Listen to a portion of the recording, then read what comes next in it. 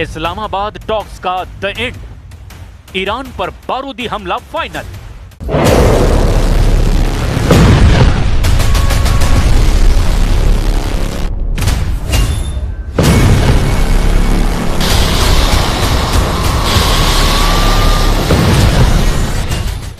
पूरी दुनिया की निगाह पाकिस्तान पर लगी हुई है। दुनिया को यह भरोसा दिलाया गया कि इस्लामाबाद की शांति वार्ता में अमेरिका बाजी मार लेगा, लेकिन लेबनान पर इजरायली हमलों ने सारा खेल बिगाड़ना शुरू कर दिया। आधी अधूरी वार्ता शुरू होती ही बारूदी हमले की जबरदस्त तैयारी होने लगी। लेबनान पर इजरायली हमले और ट्रंप के बवाली बयान ने यह साबित कर दिया कि इस्लामाबाद टॉक्स का द एंड होने जा रहा है। अमेरिका के उपराष्ट्रपति जेडी वेंस, ट्रंप के विशेष दूत स्टीव विटकॉफ, ट्रंप के दामाद जेरेड कुशनर पूरा जोर लगा रहे हैं कि कैसे भी ईरान को अमेरिकी शर्तों पर झुका लिया जाए, जबकि ईरान ने दो टूक कह दिया है कि भले ही हम पाकिस्तान की जमीन पर वार्ता करने पहुंचे हैं, लेकिन ईरान के सभी घातक हथियार अमेरिका और इजराइल के ठिकानों को तबाह करने के लिए पूरी तरह से तैयार हैं। ईरान ने दो टूक कह दिया कि ईरान की 10 शर्तों को मानने के बाद ही कोई हल निकलेगा, वरना ईरान फिर से जंग करने के लिए पूरी तरह तैयार है। इधर अमेरिकी मीडिया ने दावा किया कि वार्ता से ठीक पहले चीन और रूस ने भारी संख्या में मिसाइलें, एयर डिफेंस मिसाइलों का ईंधन ईरान पहुंचाना शुरू कर दिया है। इससे इस बात की गारंटी मिल गई है कि वार्ता से नहीं बल्कि बारूदी धमाकों से ही युद्ध का फैसला होगा। लेकिन अब वक्त के साथ घटनाक्रम बदल रहा है और हम शुरुआत करते हैं उस खबर से जिसने इस्लामाबाद टॉक्स का दम निकालना शुरू कर दिया है। इस्लामाबाद टॉक्स का द एंड, हमले को तैयार युद्धपोत। इस्लामाबाद में अमेरिका ने पाकिस्तान को मोहरा बनाकर पूरा जोर लगाया कि किसी तरह ईरान को अमेरिका की 15 शर्तों के हिसाब से घुटनों पर लाया जा सके, लेकिन ईरान तमाम दबावों के बावजूद टस से मस नहीं हुआ। खबर तो यहां तक है कि राष्ट्रपति ट्रंप इस बात से भी बेहद नाराज हैं कि ईरान के लीडर इस्लामाबाद में अमेरिका के लीडरों को ना तो भाव दे रहे हैं और ना ही अमेरिकी शर्तों को मान रहे हैं।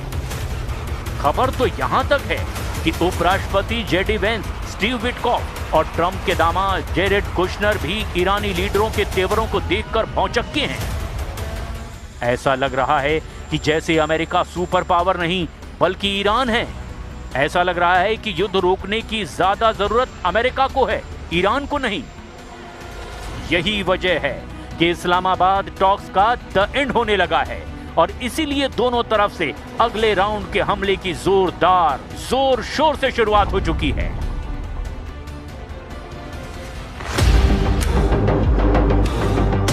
ताजा रिपोर्ट्स और अमेरिकी रक्षा विभाग ने हालिया बयानों के आधार पर राष्ट्रपति ट्रंप जिस बेहतरीन हथियारों की बात कर रहे हैं, उससे ईरान पर हमले की तैयारी शुरू हो चुकी है।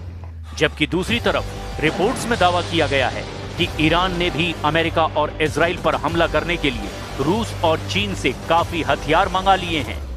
इधर खबर है कि अमेरिकी युद्धपोतों पर 5 महाविनाशक हथियार लादे जा रहे हैं, जिसके दम पर ईरान पर नए सिरों से हमला होने जा रहा है।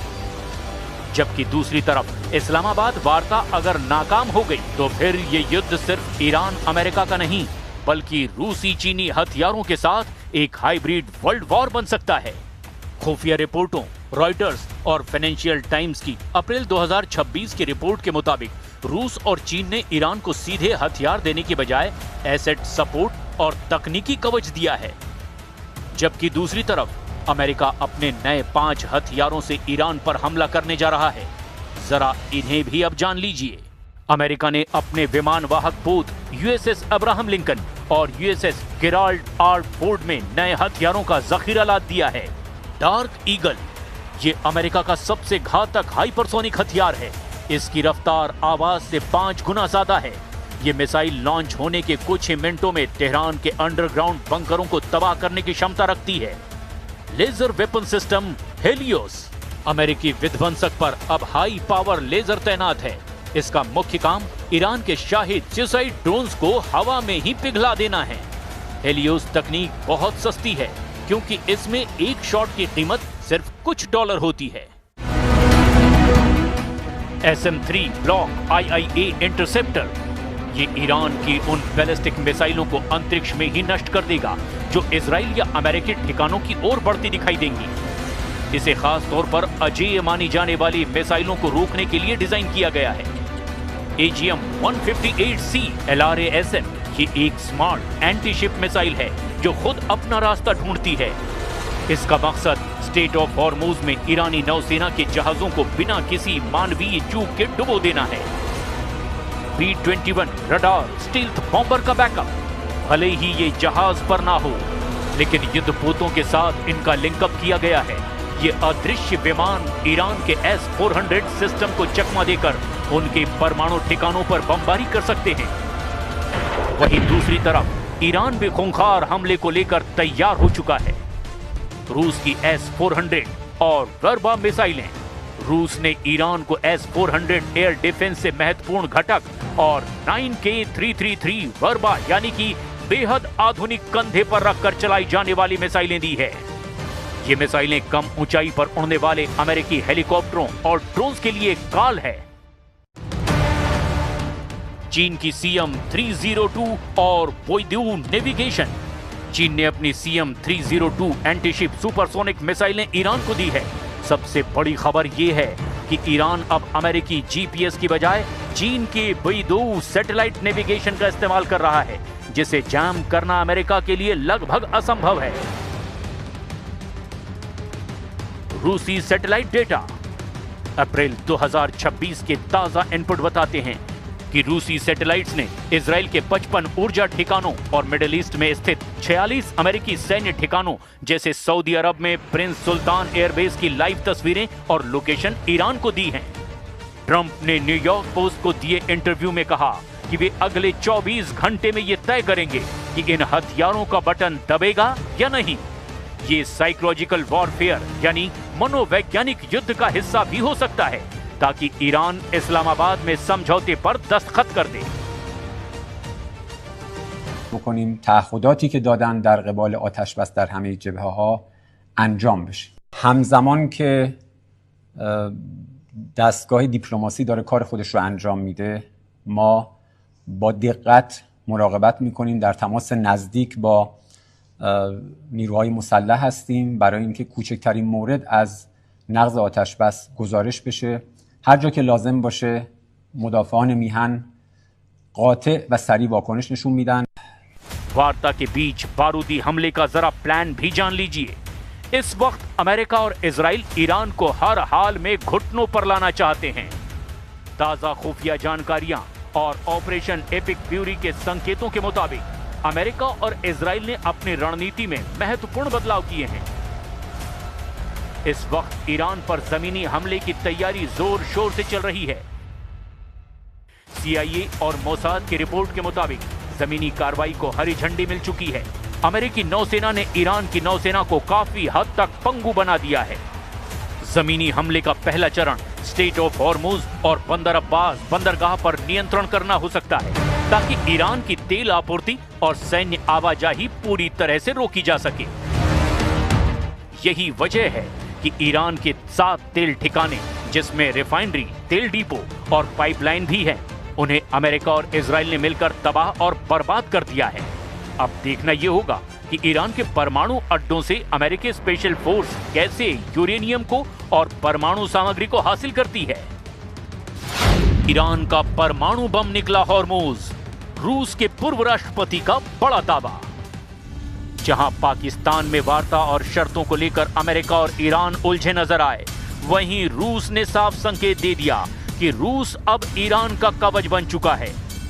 ताजा कूटनीतिक हलचल के बीच रूसी विदेश मंत्री सर्गेई लावरोव, पुतिन के करीबी और रूस के पूर्व राष्ट्रपति दिमित्री मेदवेदेव और क्रेमलिन के बयानों ने अंतर्राष्ट्रीय राजनीति में हड़कंप मचा दिया। रूस ने न केवल ईरान के परमाणु कार्यक्रम का बचाव किया, बल्कि हॉर्मुज को लेकर पश्चिमी देशों को कड़ी चेतावनी भी दे दी।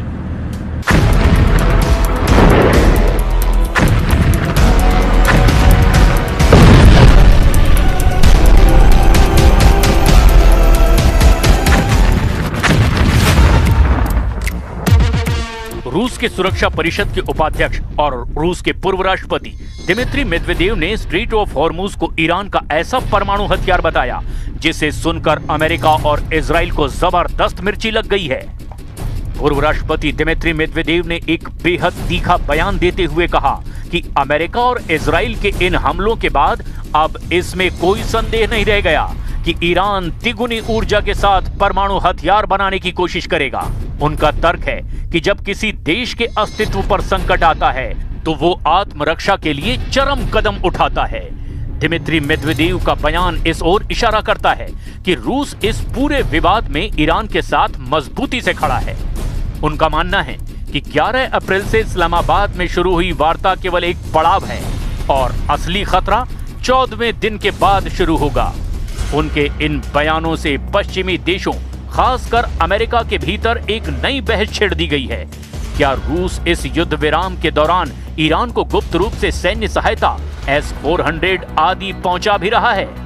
रूसी विदेश मंत्रालय ने स्पष्ट रूप से कहा कि ईरान के परमाणु केंद्रों पर अमेरिका और इजरायली हमले अवैध और विनाशकारी हैं और रूस इसे बर्दाश्त नहीं करेगा।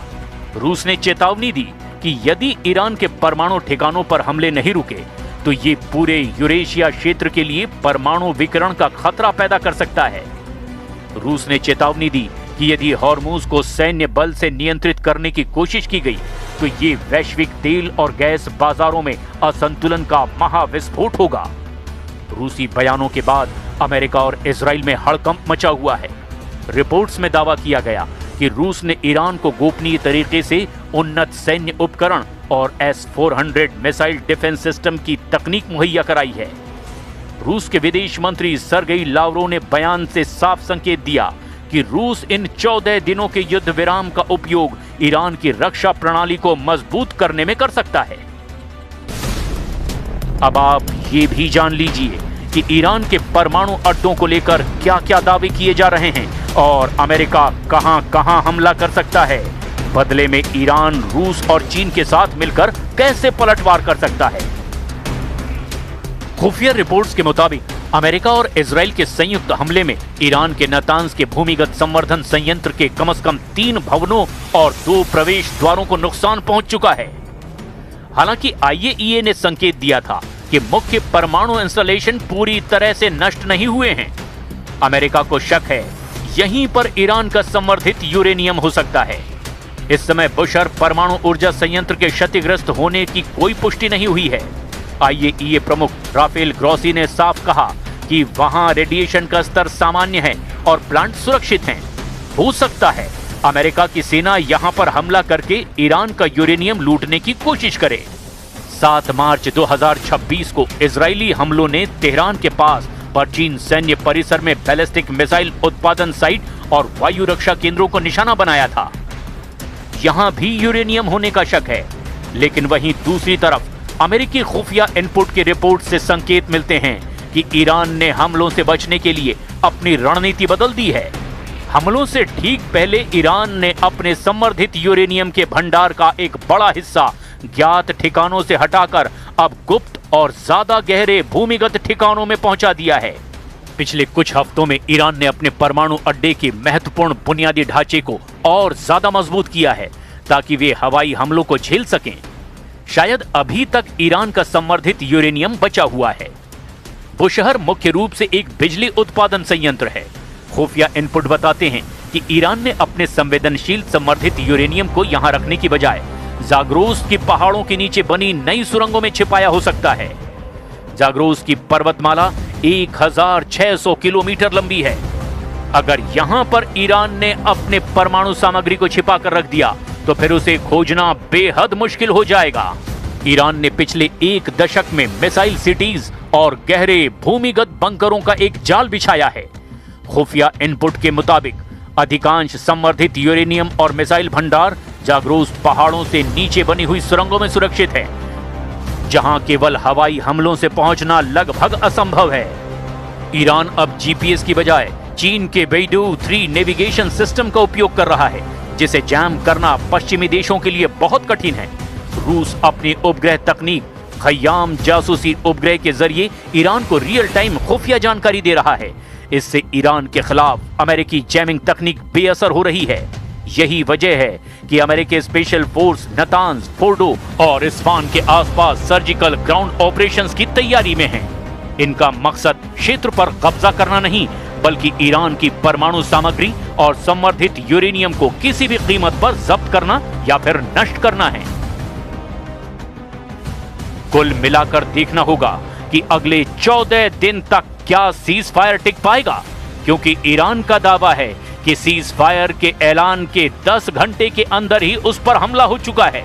और इस वक्त पाकिस्तान में वार्ता के नाम पर जो शक्ति प्रदर्शन हो रहा है, उससे तो बिल्कुल साफ है कि अब फैसला युद्ध के मैदान में ही होगा।